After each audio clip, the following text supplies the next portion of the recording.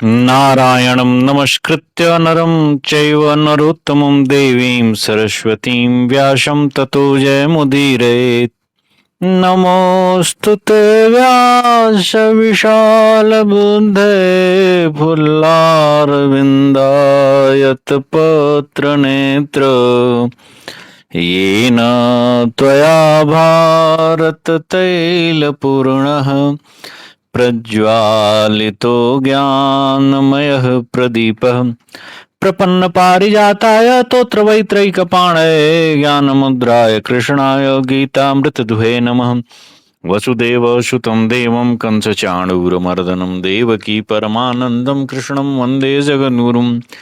मूकं करोति वाचालं पङ्गुं लङ्घयते गिरिं यत्कृपातमहं वन्दे परमानन्दमाधवम्। लेत सदा सुध दीन की सहज दया के धाम जननी जनक राजेश के प्रभु श्री सीताराम। चतुस्त्रिंशदधिक शततमोध्याय। बंदी और अष्टावक्र का शास्त्रार्थ। बंदी की पराजय तथा समंगा में स्नान से अष्टावक्र के अंगों का सीधा होना। अष्टावक्रवाच अत्रोग्रसेन शमितेषु राजन् समागतेष्व प्रतिमेषु राजसु नावयमि बन्दिं वरमत्र वादिनां महाजले हंसमिवाददामि। अष्टावक्र बोले, भयंकर सेनाओं से युक्त महाराज जनक, इस सभा में सब ओर से अप्रतिम प्रतिभाशाली प्रभावशाली राजा आकर एकत्र हुए हैं, परंतु मैं इन सबके बीच में वादियों में प्रधान बंदी को नहीं पहचान पाता हूँ। यदि पहचान लूं तो अगाध जल में हंस की भांति उन्हें अवश्य पकड़ लूंगा। नौमेद्य वक्ष्यति वादिमानिन ग्रहं प्रपन्न सरितामिवागमः हुतासनस्येव समिद्ध तेजसः स्थिरो भवस्वेह ममाद्य बंदिन। अपने को अतिवादी मानने वाले बंदी, तुमने पराजित हुए पंडितों को पानी में डुबवा देने का नियम कर रखा है, किंतु आज मेरे सामने तुम्हारी बोलती बंद हो जाएगी। जैसे प्रलय काल के प्रज्वलित अग्नि के समीप नदियों का प्रवाह सूख जाता है, उसी प्रकार मेरे सामने आने पर तुम भी सूख जाओगे, तुम्हारी वाद शक्ति नष्ट हो जाएगी। बंदी, आज मेरे सामने स्थिर होकर बैठो। बंद्युवाच व्याघ्रम शयानम प्रतिमा प्रबोधय आसी विषम सृक्किणिलेलिहानम पदाहतस्येह शिरोभिहत्य नादष्टु वै मोक्ष्यसे तान् निबोध। बंदी ने कहा, मुझे सोता हुआ सिंह समझकर न जगाओ, अर्थात न छेड़ो। अपने जबड़ों को चाटता हुआ विशैला सर्प मानो। तुमने पैरों से ठोकर मारकर मेरे मस्तक को कुचल दिया है। अब जब तक तुम डस लिए नहीं जाते तब तक तुम्हें छुटकारा नहीं मिल सकता। इस बात को अच्छी तरह समझ लो। यो वै दर्पात् संहननोपपन्नः सुदुर्बलः पर्वतमाविहन्ति तस्यैव पाणिः सनको विदीर्यते न चैव शैलस्य हि दृश्यते व्रणः। जो देहधारी अत्यंत दुर्बल होकर भी अहंकारवश अपने हाथ से पर्वत पर चोट करता है, उसी के हाथ और नख विदीर्ण हो जाते हैं। उस चोट से पर्वत में घाव होता नहीं देखा जाता है। अष्टावक्रवाच सर्वे राज्ञो मैथिलस्य मैनाकस्येव पर्वताः निकृष्टभूता राजानो वत्सा अनडुहो यथा। अष्टावक्र बोले, जैसे सब पर्वत मैनाक से छोटे हैं, सारे बछड़े बैलों से लघुतर हैं, उसी प्रकार भूमंडल के समस्त राजा मिथिला नरेश महाराज जनक की अपेक्षा निम्न श्रेणी में है। यथा महेंद्र प्रवरः शुराणाम नदीषु गंगा प्रवरा यथैव तथा नृपाणाम प्रवरस्त्वमेको बंदीम समभ्यानय मत्सकाशम।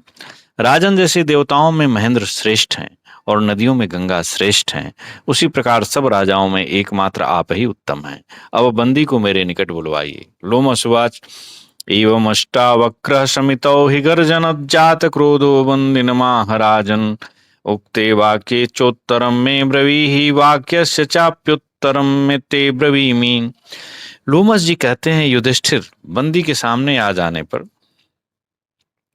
राजसभा में गरजते हुए अष्टावक्र ने बंदी से कुपित होकर इस प्रकार कहा, मेरी पूछी हुई बात का उत्तर तुम दो और तुम्हारी बात का उत्तर मैं देता हूँ। बंद्योवाच एक एवाग्निर्बहुधा समिध्यते एकः सूर्यः सर्वमिदं विभाति एको वीरो देवराजो रिहंता यमः पितॄणामीश्वरश्चैक एव। तब बंदी ने कहा, अष्टावक्र, एक ही अग्नि अनेक प्रकार से प्रकाशित होती है, एक ही सूर्य इस संपूर्ण जगत को प्रकाशित करता है, और शत्रुओं का नाश करने वाला देवराज इंद्र एक ही वीर है, तथा पितरों का स्वामी यमराज भी एक ही है। अष्टावक्रवाच द्वाविघ्नाग्निचरतो वै सखायो द्वौ देवर्षि नारद पर्वतौ च द्वावश्विनौ द्वे रथस्यापि चक्रे भार्यापति द्वौ विहितौ विधात्रा। जो दो मित्रों की भांति सदा साथ विचरते हैं वे इंद्र और अग्नि दो देवता हैं। परस्पर मित्र भाव रखने वाले देवर्षि नारद और पर्वत भी दो ही हैं। अश्विनी कुमारों की संख्या भी दो ही है और रथ के पहिए भी दो ही होते हैं, तथा विधाता ने एक दूसरे के जीवन संगी पति और पत्नी भी दो ही बनाए हैं। बंदी उवाच त्रिहशूयते कर्मणा वै प्रजेयं त्रयो युक्ता वाजपेयं वहन्ति अध्वर्यवस्त्रे सवनानि तन्वते त्रयो लोकास्त्रीणि ज्योतिषिं चाहु। बंदी ने कहा, यह संपूर्ण प्रजा कर्मवश देवता मनुष्य तिर्यक रूप तीन प्रकार का जन्म धारण करती है। ऋक साम और यजु ये तीन वेद ही परस्पर संयुक्त हो वाजपेय आदि यज्ञ कर्मों का निर्वाह करते हैं। अध्वर्यु लोग भी प्रातः सवन, मध्यान्ह सवन और सायं सवन के भेद से तीन सवनों अर्थात यज्ञों का ही अनुष्ठान करते हैं। कर्मानुसार प्राप्त होने वाले भोगों के लिए स्वर्ग, मृत्यु और नरक के तीन लोक भी तीन ही बताए गए हैं, और मुनियों ने सूर्य, चंद्र, अग्नि रूप तीन ही प्रकार की ज्योतियां बताई हैं। अष्टावक्रवाच चतुष्टयं ब्राह्मणानां निकेतं चत्वारो वर्णा यज्ञमिमं हन्ति दिशश्च सहस्रो वर्णनं चतुष्टयं च चतुष्पदा गौरपि शश्वदुक्ता। अष्टावक्र बोले, ब्राह्मणों के लिए आश्रम चार हैं, ब्रह्मचर्य, गारहस्थ, वानप्रस्थ और संन्यास। वर्ण भी चार हैं, ब्राह्मण, क्षत्रिय, वैश्य और शूद्र, जो इस यज्ञ का भार वहन करते हैं। मुख्य दिशाएं भी चार ही हैं, पूर्व, दक्षिण, पश्चिम तथा उत्तर। वर्ण भी चार ही हैं, ह्रस्व, दीर्घ, प्लुत और हल। और वाणी तथा गो अर्थात वाणी भी सदा चार ही चरणों से युक्त बताई गई है, परा, पश्यन्ती, मध्यमा और वैखरी। ये वाणी के चार प्रकार हैं। बंध्युवाच पंचाग्नयः पंचपदा च पंक्तिर्यज्ञाः पंचैवाप्यथ पंचेन्द्रियाणि दृष्टा वेदे पंचचूड़ाप्सराश्च लोके ख्यातम पंचनदम च पुण्यम। बंदी ने कहा, यज्ञ की अग्नि गार्हपत्य, दक्षिणाग्नि, आहवनीय, सभ्य और आवसथ्य के भेद से पांच प्रकार की कही गई है। पंक्ति पंक्ति छंद भी पांच पदों से ही बनता है। 8-8 अक्षर के पांच पदों से पंक्ति छंद की सिद्धि होती है, अर्थात एक पंक्ति छंद में 8-8 अक्षर की पांच पंक्तियां रहती हैं। ठीक है। यज्ञ भी पांच ही हैं, देव यज्ञ, पितृयज्ञ, ऋषि यज्ञ, भूत यज्ञ और मनुष्य यज्ञ। इसी प्रकार इंद्रियों की संख्या भी पांच ही है, त्वचा, श्रोत्र, नेत्र, रसना और नासिका, ये पांच ज्ञान इंद्रियां हैं। वेदों में पांच वेणी वाली पंचचूड़ा अप्सरा का वर्णन देखा गया है। पंचचूड़ा अप्सरा का उल्लेख महाभारत के अनुशासन पर्व के 38वें अध्याय में भी आया है, तथा लोक में पांच नदियों से विशिष्ट पुण्यमय पंचनद प्रदेश विख्यात है। विपाशा अर्थात व्यास, इरावती अर्थात रावी, वितस्ता अर्थात झेलम, चंद्रभागा अर्थात चिनाब और शतद्रु अर्थात सतलज, यही पंचनद प्रदेश की पांच नदियां हैं। अष्टावक्रवाच खडाधाने दक्षिणामाहुरेके खट चैवे में ऋतवः कालचक्रम खडिन्द्रियाणयुत खट्कृतिकाश्च कृत्तिकाश्च खट्साद्यस्काः सर्ववेदेषु दृष्टा। कुछ विद्वानों का मत है, अष्टावक्र ने कहा कि कुछ विद्वानों का मत है कि अग्नि की स्थापना के समय दक्षिणा में 6 गौ ही देनी चाहिए। ये 6 ऋतुएं ही संवत्सर रूप काल चक्र की सिद्धि करती हैं। मन सहित ज्ञानेंद्रियां भी 6 ही हैं। कृत्तिकाओं की संख्या भी 6 ही है तथा संपूर्ण वेदों में साध्यस्क नामक यज्ञ भी 6 ही देखे गए हैं। बंध्योवाच सप्तग्राम्याः पशवः सप्तवन्याः सप्तच्छन्दांसि क्रतुमेकं वहन्ति सप्तर्षयः सप्तचाप्यर्हणानि सप्ततंत्री प्रतिता चैव मीडा। बंदी ने कहा, ग्राम में पशु 7 हैं जिनके नाम इस प्रकार हैं: गाय, भैंस, बकरी, भेड़, घोड़ा, कुत्ता और गधा। जंगली पशु भी 7 हैं जैसे सिंह, बाघ, भेड़िया, हाथी, बानर, भालू और मृग। हिरण, शूकर, खरगोश, गीदड़ आदि जंतुओं का ग्रहण मृग नाम से ही हो जाता है। इन सबको मृग कहा गया है। गायत्री, उष्णिक, अनुष्टुप, बृहति, पंक्ति, त्रिष्टुप और जगति, ये 7 ही छंद एक एक यज्ञ का निर्वाह करते हैं। मंत्रों का आपको जब आप पढ़ते हैं तो उसमें स्पष्ट रूप से लिखा रहता है कि ये किस छंद में है, तो उसमें गायत्री, उष्णिक, अनुष्टुप, बृहति, पंक्ति, त्रिष्टुप और जगति छंदों का नाम आता है। सप्तर्षि नाम से ऋषियों की संख्या भी 7 ही है। मरीचिरंगिराश्चात्रिः पुलत्स्यः पुलः क्रतुः वसिष्ठ इति सप्तैते मानसा निर्मिता हिते। मरीच, अंगिरा, अत्रि, पुलत्स्य, पुलह, क्रतु और वशिष्ठ, ये 7 महर्षि ब्रह्मा जी के द्वारा ही अपने मन से रचे गए हैं। पूजन के संक्षिप्त उपचार भी 7 ही हैं, जैसे गंध, पुष्प, धूप, दीप, नैवेद्य, आचमन और तांबूल। तथा वीणा के भी 7 ही तार विख्यात हैं। अष्टावक्रुवाच अष्टौ शाणा शतमानं वहन्ति तथाष्टपादः शरभः सिंहघाती अष्टौ वसुषुं शुश्रुम देवतासु यूपश्चाष्टास्त्रिर्विहितः सर्वयज्ञे। अष्टावक्र बोले, तराजू में लगी हुई सन की डोरियां भी 8 ही होती हैं और जो सैकड़ों का मान करती हैं, मतलब तौलती हैं, ये 8 डोरियां ही। सिंह को भी मार गिराने वाले सर्व के 8 ही पैर होते हैं। देवताओं में वसुओं की संख्या भी 8 ही सुनी गई है। ध्रुवो धरो ध्रुवश्च सोमश्च अहश्चैवानिलो नलः प्रत्युषश्च प्रभासश्च वसवोष्टौ प्रकीर्तिता। महाभारत के आदि पर्व में ही आया है कि धर, ध्रुव, सोम, अह, अनिल, अनल, प्रत्युष और प्रभास, ये 8 वसु कहे गए हैं। और संपूर्ण यज्ञों में 8 कोण के ही यूप का निर्माण किया जाता है। बंध्योवाच नवैवोक्ता सामिधेन्यः पितॄणां तथा प्राहुर्नवयोगम विसर्गम नवाक्षरा ब्रियति संप्रदिष्टा नवयोगो गणनामेति शश्वत। बंदी ने कहा कि पितृयज्ञ में संविधा देकर अग्नि को उद्दीप्त करने के लिए जो मंत्र पढ़े जाते हैं उन्हें सामिधेनी ऋचा कहते हैं। उनकी संख्या 9 ही बताई गई है।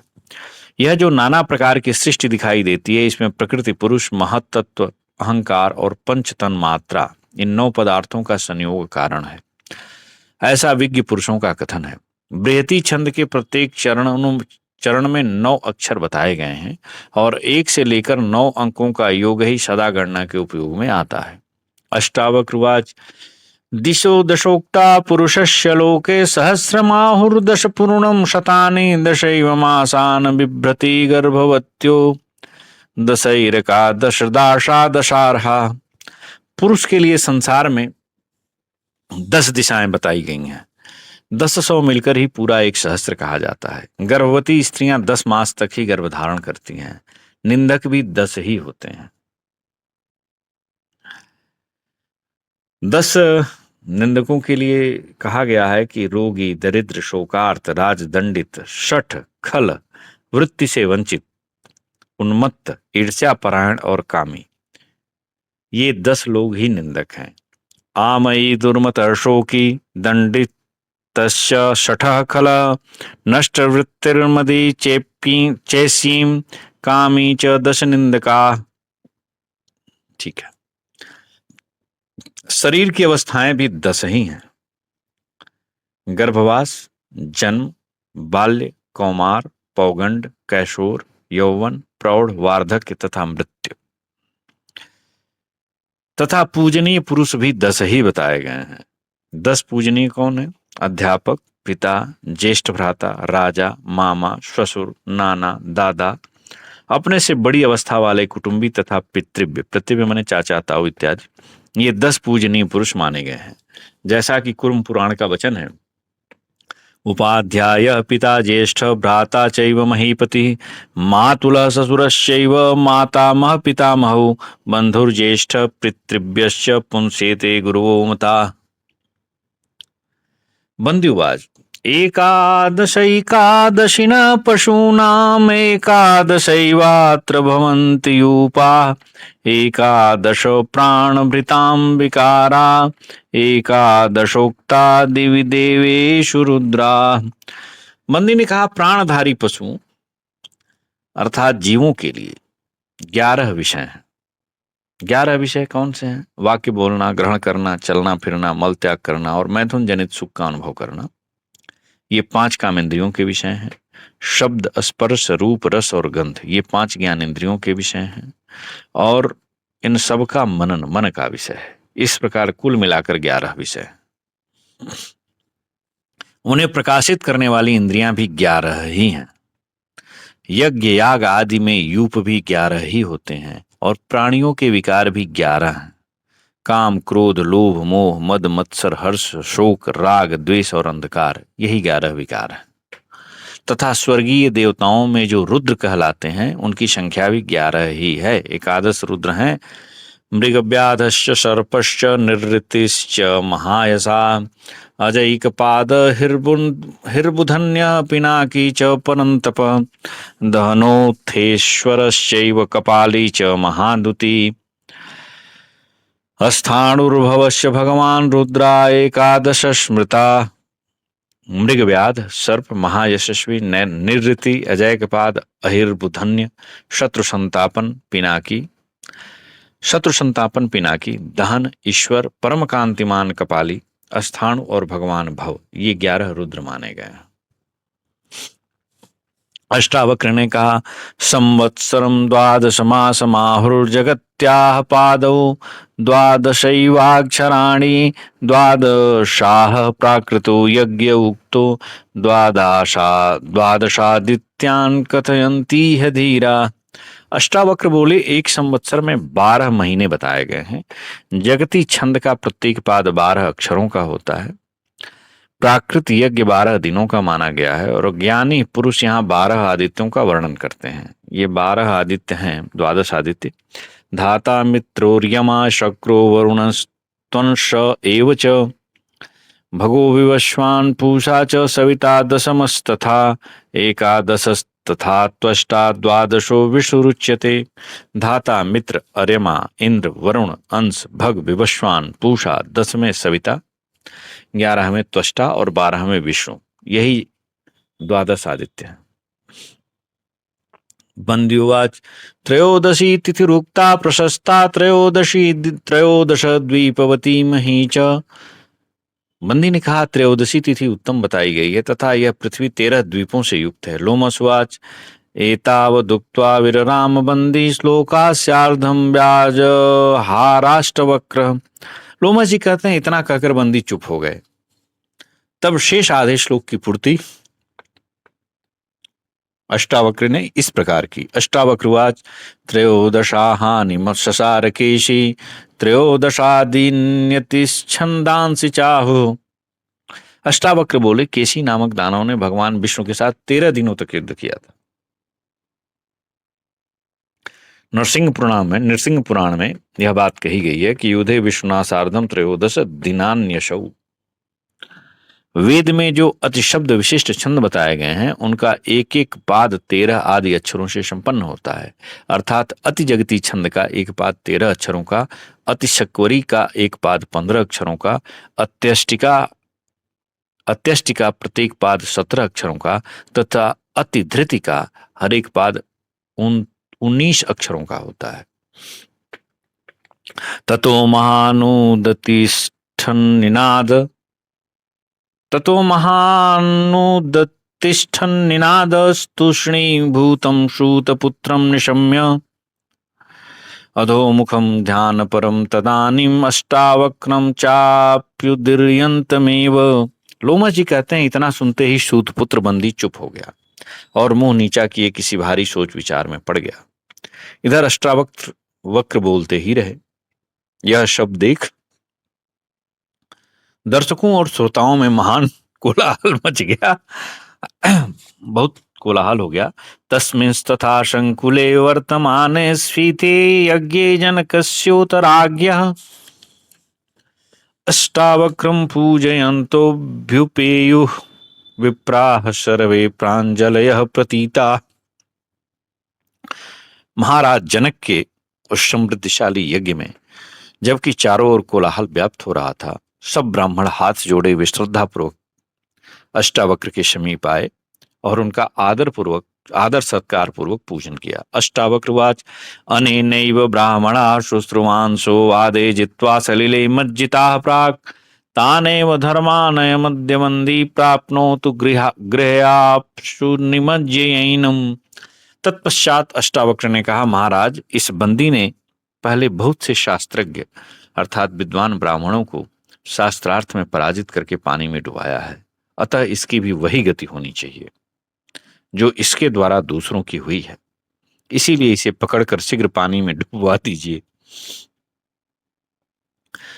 वन्द्युवाच अहम पुत्रो वरुणस्योतराज्ञस्तत्राश शत्रम द्वादश वार्षिकम वै शत्रेण ते जनक तुल्य कालम तदर्थम ते प्रहिता में द्विजाग्रया। बंदी बोला, महाराज जनक, मैं राजा वरुण का पुत्र हूँ। मेरे पिता के यहाँ भी आपके इस यज्ञ के समान ही 12 वर्षों में पूर्ण होने वाला यज्ञ हो रहा था। उस यज्ञ के अनुष्ठान के लिए ही जल में डुबोने के बहाने कुछ चुने हुए श्रेष्ठ ब्राह्मणों को मैंने वरुण लोक में भेज दिया था। ते तु सर्वे वरुणस्योत यज्ञम द्रष्टुम गता इह आयान्ति भूय अष्टावक्रम पूजये पूजनीयम यस्य हेतुर्जनितारम शमेष्ये। वे सब के सब वरुण का यज्ञ देखने के लिए गए हैं और अब पुनः लौटकर आ रहे हैं। मैं पूजनीय ब्राह्मण अष्टावक्र जी का सत्कार करता हूं, जिनके कारण मेरा अपने पिताजी से मिलना होगा। अष्टावक्रवाच विप्राशमुन्द्राम भसिमज्जिता ये वाचाजिता मेधया विदाना ताम मेधया वाचमथोज्जहार यथा वाचम वचिन्वन्ति संतः। अष्टावक्र बोले, राजन, बंदी ने अपने जिस प्राणी वाणी प्रवचन पटुता अथवा मेधा बुद्धि बल से विद्वान ब्राह्मणों को भी परास्त किया और समुद्र के जल में डुबोया है, उसकी उस वाक शक्ति को मैंने अपनी बुद्धि से किस प्रकार उखाड़ फेंका है, यह सब इस सभा में बैठे हुए विद्वान पुरुष मेरी बातें सुनकर जान ही गए होंगे। अग्निर्दहन जात वेदा शताम गृहान विसर्जयन्तेजसा नस्मधाक्षित बालेषु पुत्रेषु कृपणं वदत्सु तथा वाचमवचिन्वन्ति संतः। अग्नि स्वभाव से ही दहन करने वाला होता है, तो भी वह ज्ञेय विषय को तत्काल जानने में समर्थ है। इस कारण परीक्षा के समय जो सदाचारी और सत्यवादी होते हैं, उनके घरों को छोड़ देता है, अर्थात शरीरों को छोड़ देता है, जलाता नहीं है। वैसे ही संत लोग भी विनम्र भाव से बोलने वाले बालक पुत्रों के वचनों में से जो सत्य और हितकर बात होती है उसे चुन लेते हैं, उसे मान लेते हैं, उनकी अवहेलना नहीं करते। भाव यह कि तुमको मेरे वचनों का भाव समझकर उन्हें ग्रहण करना चाहिए। श्लेष्मात की क्षीण वरचा शृणोषि उताहो त्वां स्तुतयो मादयन्ति हस्तीव तुम जनक विनुद्यमानो न मामिकां वाचमिमां शृणोषि। राजन, जान पड़ता है तुमने लसोड़े के पत्तों का भोजन किया है, उसका फल खा लिया है, इसी से तुम्हारा तेज क्षीण हो गया है, अतः तुम बंदी की बात सुन रहे हो, अथवा इस बंदी द्वारा की गई स्तुतियां तुम्हें उन्मत्त कर रही हैं। यही कारण है कि अंकुश की मार खाकर भी न मानने वाले मतवाले हाथी की भांति तुम मेरी इन बातों को सुन नहीं रहे हो। जनकवाच तृणोमि वाचम तव दिव्य रूपाम अमानुषीम दिव्य रूपोषि साक्षात् अजय शीर्यद्बन्दिनं तुम विवादे निसृष्ट एष तव कामोद्य बंदी। जनक ने कहा, ब्राह्मण, मैं आपकी दिव्य एवं अलौकिक वाणी सुन रहा हूँ। आप साक्षात दिव्य स्वरूप हैं। आपने शास्त्रार्थ में बंदी को जीत लिया है। आपकी इच्छा अभी पूरी की जा रही। देखिए, यह है आपके द्वारा जीता हुआ बंदी। अष्टावक्र नानेन जीवता कश्चिदर्थो में बंदिना नृप पिता यद्यस्य वरुणो मज्यस्यैनं जलाशय। अष्टावक्र बोले, महाराज, इस बंदी के जीवित रहने से मेरा कोई प्रयोजन नहीं है। यदि इसके पिता वरुण देव हैं तो उनके पास जाने के लिए इसे निश्चय ही जलाशय में डुबो दीजिए। बंध्युवाच अहम पुत्रो वरुणस्योत या राज्ञो न मे भयं विद्यते मज्जितस्य इमं मुहूर्तं पितरं द्रक्ष्यते य अष्टावक्रश्चिरनष्टं कहोड़म। बंदी ने कहा, राजन, मैं वास्तव में राजा वरुण का पुत्र हूं, अतः जल में डुबोए जाने का मुझे कोई भय नहीं है। ये अष्टावक्र के दीर्घ काल से नष्ट हुए अपने पिता कहोड़ को इसी समय देखेंगे। ये अष्टावक्र दीर्घ काल से नष्ट हुए अपने पिता कहोड़ को इसी समय देखेंगे। कहोड़। लोमसुवाच ततस्ते पूजिता विप्रा वरुणेन महात्मना उदतिष्ठस्ततः सर्वे जनकस्य समीपतः। लोमस जी कहते हैं, युधिष्ठिर, तदनंतर महामना वरुण द्वारा पूजित हुए वे समस्त ब्राह्मण जो बंदी द्वारा जल में डुबोए गए थे, सहसा राजा जनक के समीप प्रकट हो गए। कहोड़वाच इत्यर्थमिच्छन्ति सुतांजना जनक कर्मणा यदहम नाशकम कर्तुम तत्पुत्रः कृतवान मम। उस समय कहोड़ ने कहा, जनकराज, लोग इसीलिए अच्छे कर्मों द्वारा पुत्र पाने की इच्छा रखते हैं, क्योंकि जो कार्य मैं नहीं कर सका उसे मेरे पुत्र ने कर दिखाया। उताबलस्य बलवान उत बालस्य पंडितः उत वा विदुषो विद्वान पुत्रो जनक जायते। जनकराज, कभी कभी निर्बल के भी बलवान, मूर्ख के भी पंडित और अज्ञानी के भी ज्ञानी पुत्र उत्पन्न हो जाता है। शितेन ते परशुना स्वयमेवान्तको नृप शिरांस्य पाहरत्वाजौ रिपूणाम भद्रमस्तुते। राजन, आपका कल्याण हो। युद्ध में स्वयं ही यमराज तीखे फरसे से आपके शत्रुओं के मस्तक काटते रहें। महोदकथ्यम गीयते सामचाग्र्यम सम्यक् सोमः पीयते चात्र शत्रे शुचीन भगान प्रतिजगृहुश्च सृष्टाः साक्षात देवा जनकस्योतराज्ञ। महाराज जनक के इस यज्ञ में उत्तम एवं महत्वपूर्ण औक्थ साम का गान किया जाता है। उक्त नामक यज्ञ विशेष में गाए जाने योग्य शाम को औक्थ कहते हैं। औक्थ्य। और विधि पूर्वक सोमरस का पान हो रहा है। देवगण प्रत्यक्ष दर्शन देकर बड़े हर्ष के साथ अपने अपने पवित्र भाग ग्रहण कर रहे हैं। लोमसवाच समुत्थितेष्वथ सर्वेषु राजन विप्रेषु तेष्वधिकं सुप्रभेषु अनुज्ञातो जनकेनाथ राज्ञा विवेशतोयम सागरस्योत बंदी। लोमस जी कहते हैं, राजन, बंदी द्वारा जल में डूबे हुए वे सभी ब्राह्मण जब वहां अधिक तेजस्वी रूप से प्रकट हो गए, तब राजा की आज्ञा लेकर बंदी स्वयं ही समुद्र के जल में समा गया। अष्टावक्र पितरं पूजयित्वा संपूजिता ब्राह्मणैस्तैर्यथावत् प्रत्याजगामाश्रममेव चाग्र्यं जित्वा शौतिं सहितो मातुलेन। अष्टावक्र अपने पिता की पूजा करके स्वयं भी दूसरे ब्राह्मणों द्वारा यथोचित रूप से सम्मानित हुए और इस प्रकार बंदी पर विजय पाकर पिता और मामा के साथ अपने श्रेष्ठ आश्रम पर ही लौट आए। ततोष्टावक्रमातुरथान्तिके पिता नदीं समंगां शीघ्रमिमां विशस्व प्रोवाच चैनं स तथा विवेश समयरंगैश्चापि बभूव सद्य। तदनंतर पिता कहोड़ ने अष्टावक्र की माता सुजाता के निकट पुत्र अष्टावक्र से कहा, बेटा, तुम शीघ्र ही समंगा नामक नदी में प्रवेश करो।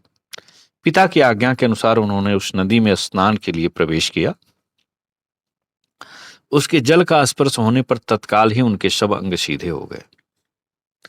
नदी समंगा च बभूव पुण्या यस्यां स्नातुमुच्यते किल विषाद्धि तम प्येनाम स्नान पानावगाहे शभ्रात्रिक भार्यो विशस्व।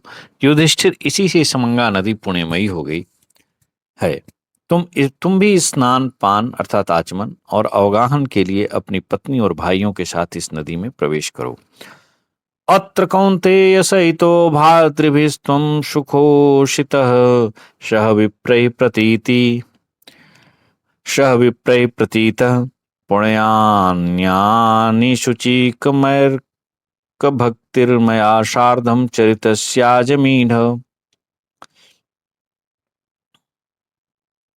आजमीढ़ कुलभूषण कुंती नंदन, तुम विश्वास पूर्वक अपने भाइयों और ब्राह्मणों के साथ यहाँ एक रात सुखपूर्वक रहकर कल से पुनः मेरे साथ पवित्र कर्मों में अविचल श्रद्धा भक्ति रखते हुए दूसरे दूसरे पुण्य तीर्थों की यात्रा करना। इति श्री महाभारते वन पर्वणि तीर्थयात्रा पर्वणि लोमस तीर्थयात्रायाम अष्टावक्रीये चतुस्त्रिंदशाधिक शततमोध्याय। इस प्रकार श्री महाभारत वन पर्व के अंतर्गत तीर्थयात्रा पर्व में लोमश तीर्थयात्रा के प्रसंग में अष्टावक्रियोपाख्यान विषयक 134वां अध्याय पूरा हुआ। जय श्री कृष्ण।